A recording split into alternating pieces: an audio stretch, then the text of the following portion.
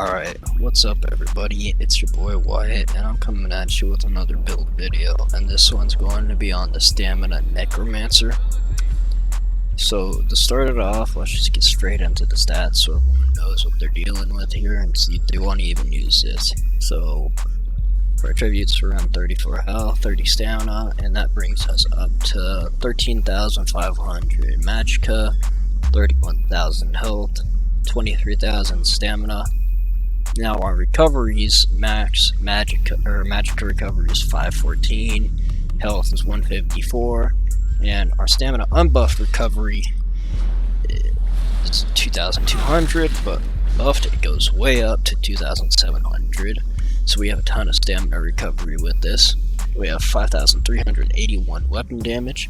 Weapon crit's only about 11%. Penetration 700, so almost nothing. And on our front bar, our resistances are 16,760. Our back bar, this goes up to almost 19,000. So, but you can increase this with some set modifications that I will cover here in a few minutes. And that's it for our stats. Oh wait, I forgot to cover the critical resistance, which was 2188. But now, let's move on to the big thing, known as the sets. So, to start off, we are using a monster set, and it is Blood Spawn. Both pieces are medium, and the head is max health, impenetrable, and the shoulder is max stam, impenetrable. You can make this, instead of medium, you can put heavy here if you want more tankiness. It'll bring up your health, but reduce your stamina recovery and stuff, and your damage. But it might be worth it if you find yourself getting bursted down too much. I haven't run into that issue between Spirit Mender and a bunch of other parts, so that's completely up to you. Same goes for the chest and legs. You can change these to heavy if you'd like to. And so, but for the body, we're running 5 pieces of Daedric Trickery, and all of these are in impenetrable. I would recommend changing this to reinforced if you do end up running heavy here. But let's get into the enchants now. So we have max health on the chest, max stamina on all the small pieces, so the boots, belt, and gloves, and then another max health on the legs. And now that's going to do it for our body pieces. So now for our jewelry and weapons, we are running Deadlands Assassin. Now for the jewelry, we're running all infused, but 1 weapon damage enchant, and then 2 stamina recovery enchants. If you want to, you can change these to weapon damage enchants if you would like to, but I prefer not to. Now for a weapon, we're running a Nirnhoned sword. Now you could change this to a sharpened maul or a Nirnhoned maul or a sharpened sword, but I would not do any other trait besides a Nirnhoned or sharpened here on the front bar. Now for our back bar, it doesn't matter. You just need a one-handed weapon here, and either you want powered, which is what I prefer, or defending to get extra tankiness or extra healing on this bar, since this is going to be our defensive bar. And we are running a shield too, and we're running a stamina enchant with a reinforced trait on it. Now we are running as an orc because I love all that it brings to the table: more movement speed, more damage, extra health, extra stamina, and a little bit of a heal when you attack. But other options for this are Nord, Imperial, Redguard, Dark Elf. You can use any of those too, but I think the 3 best options for this are Orc, Imperial, and Nord. So we'll pick one of those 3 if you really want to push it to the limit here. And now let's jump back over to this page and let's cover the mundus stone. Now we are using the serpent here, but you could use the lover, you could use warrior, you could use steed too. Any of those options would work. The lover is going to give you the best damage, but I think with the serpent it gives us plenty of sustain. and that's pretty important with how our setup. We need quite a bit of stamina sustain. Now, for our food, we are running Dubious Gamoran Throne, and this is going to be the best food for this, other than Artam Takeaway Broth, but that's quite a bit more expensive, and only adds a little bit to our max stat pools, and we don't need the health recovery because we have really low health recovery anyways. And for our potions, for the most part, all I use are these trash stand potions, because for the most part I find that's all I need are trash stand potions. But if you are going for some really tough fights against like a really good duelist, or if you're trying to 1vx, I recommend Essence of Immovability here to get rid of some of the immobilizations, or Essence of Lingering Health to ensure that you get the major vitality that isn't always guaranteed from Daedric Trickery. So these two are going to be your big boy potions pretty much. Now let's jump into the abilities. Starting with the front bar, we're running Executioner, Dizzying Swing, Blighted Blast Bones, Stampede, Rally, and Pestilent Colossus. Now your ultimate and your slot 4 are going to be flex spots. So for your first flex spot in Stampede, we can swap this out for Detonating Siphon for the passive 3% damage, and also the active damage over time effect that you get from this. It's just that this is a more standard ground kind of build that doesn't require you to try and chase down anyone, and also it adds an extra element of trying to manage more corpses and trying to manage where your beam is going through.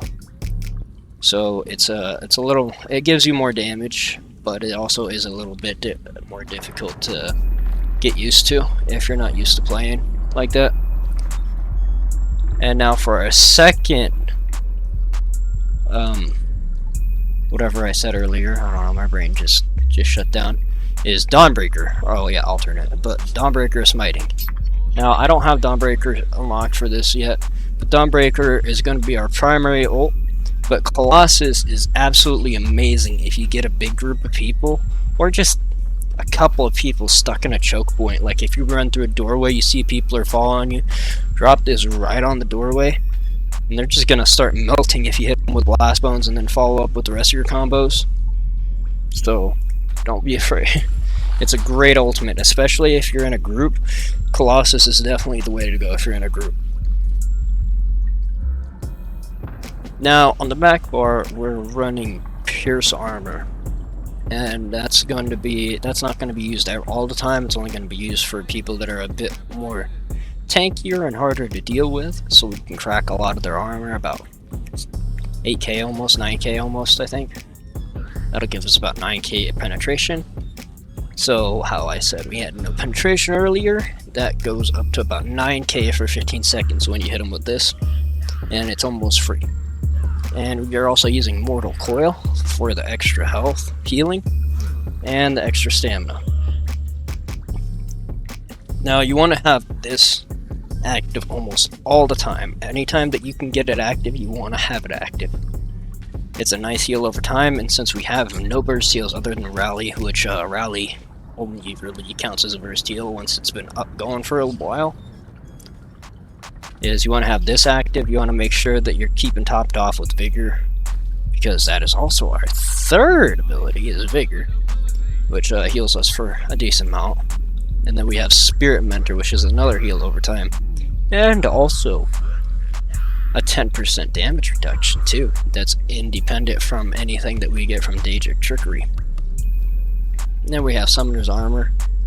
I definitely think Summoner's Armor is a better choice here, because then we can control when we get our stuns off, rather than having the chains just pull them and then give them crowd control immunity all the time when you didn't necessarily need it. And then our back bar ultimate is going to be Ravenous Goliath. You could use the Swordlord ultimate if you wanted the cheaper ultimate, but I just don't think it stacks up to Ravenous Goliath. because this thing makes you so stupidly tanky that you just want it. Trust me, you just want it. Now, let's go into the passives too. Now, you're going to want to pick up all passives from all of these trees. From all of your class trees. Pick up all the passives. Pick up all the passives from two-hander. Pick up all the passives from one-hand and shield.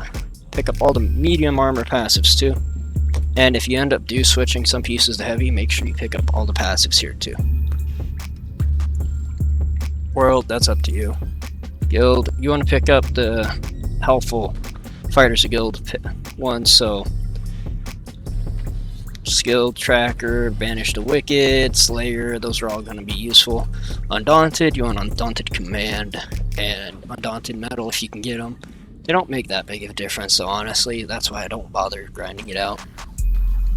Now, Assault, of course you want Continuous Attack and Combat Frenzy. Again, still haven't bothered to put points into it because I need to farm out more Sky Shards. And of course, all of your racials. And then also you want to get the Alchemy skill line, and you want to put points into the potion passives to make your potions effects last longer. Now that we're done going through the passives, let us go into the champion points. Now, like with my last build video, I said that the green tree is up to your personal opinion. So that still stands true here. I don't see the point in telling anyone how to build that one, since that one doesn't necessarily affect how you fight. Now, for our blue tree, we want to start off here with Tireless, Discipline, and then we want to go into Extendmite, pick up Piercing, and we want to go straight into Master at Arms to pick up this. Make sure you slot this. Now we're going to come back over here to Staving Death, pick up the Quick Recovery, and then we're also going to pick up Ironclad. We're going to get this maxed out, and we're going to slot that. And then we're going to pick up both the Duelist Rebuff and Unassailable. Make sure you slot both of these too. All three of those stars add a tremendous amount of tankiness to us, so it's harder for people to kill us on top of all of our other sorts of resistances. And then after that, just put points into all the passive stars. Like, it really doesn't matter at that point. Like, if you want to unlock more of the active stars, go for it, but once you get those stars, it doesn't really matter. Now, let's still go over to the red tree. Now we're going to start off with Tumbling here. We're going to go straight over to Defiance. We're going to unlock Juggernaut. Now make sure you slot this too. We're going to come back over to Tumbling. We're going to unlock Expert Evasion too. And then we're going to come over here to Sprinter, unlock this. And then we're going to go up to Wind Chaser. We're going to get the Hasty. And then we're also going to get Celerity, and make sure you slot this. We're going to go over to Hero's Vigor, make sure you get that. And then we're going to pick up all of Boundless Vitality, and make sure you slot that. And then after that, just pick up all of your passives everywhere on that. And that is it for our champion points. And now I'm going to go into a little bit of how I play this playstyle. Now, of course, you want to always keep up your buffs. The most important buffs you have is going to be your Spirit Mender and your Summoner's Armor. Typically, you want to activate Summoner's Armor, then Spirit Mender, unless you're a doofus like me, and I always activate my slot 4 instead of my slot 5. But if I put Summoner's Armor on my slot 4, I'm always going to activate that, trying to activate Spirit Mender. So yeah, make sure you activate Summoner's Armor before Spirit Mender, so you can use less resources for it. And then, after you're all buffed up, your main damage combo, well, for engaging, is going to be Blighted Blast Bones on your target. Then you're going to Stampede into them. Then you're going to hit them with a medium attack. And then you're going to hit them with Dizzying Swing. And then you're going to hit them with another medium attack to knock them down. And at this point, your Blast Bones should have hit somewhere along the lines, as long as they didn't goof up and be a little nuisance and decide to run off and check out the scenery. And then after that, depending on what their health is, if their health is above 50, you're going to want to hit them with another Dizzying Swing. If it is below 50, you're going to want to start hitting them with Executioner, and also a light attack in between every Executioner. Also, whenever you feel the need to, you can drop your Colossus. It's just best to try and use Colossus once you get people funneled into a choke point, so it's not like they can just walk out of it when it's still coming out of the ground. At least as easily. And it's always best to try and hit multiple people with it too. So that's a little bit of the playstyle. Obviously, you have to kind of get used to it. You have to try and figure out your own way that you like to play this. And that's about it for the playstyle. Now, I did have some questions about my style pages on my last video about this. So I'm going to go into this a little bit. Now, we have the Greymoor helmet, Smith Steel Blue, Tribune Steel, Tribune Steel, Smith Steel, Warrior Steel, Smith Steel, Tribune Steel, Smith Steel, Warrior Steel, Tribune Steel, and then Smith Steel Blue again. And then we have Greymoor Helm, which is the heavy helm for the Greymoor chapter. Then we have the Dremora Kindreave Pauldrons, the Legion Zero Visuals Bracers, the Fire Drake Greaves, Fire Drake Curus, the Dremora Kindreave Girdle, and Deadlands Gladiator Sabatons. Our two-hander is Neriant's Greatsword, and then we have Mulekina Sword and Neriant's Shield. And now that, guys, that is going to be the end of this video. I hope this build works for you guys. It's been great for me. I love it. I feel so tanky, even though we don't look that tanky with our resistances, and it's awesome to play. So I hope you guys like it. I hope this build, you know, maybe helps get you unstuck from where you are with your necro.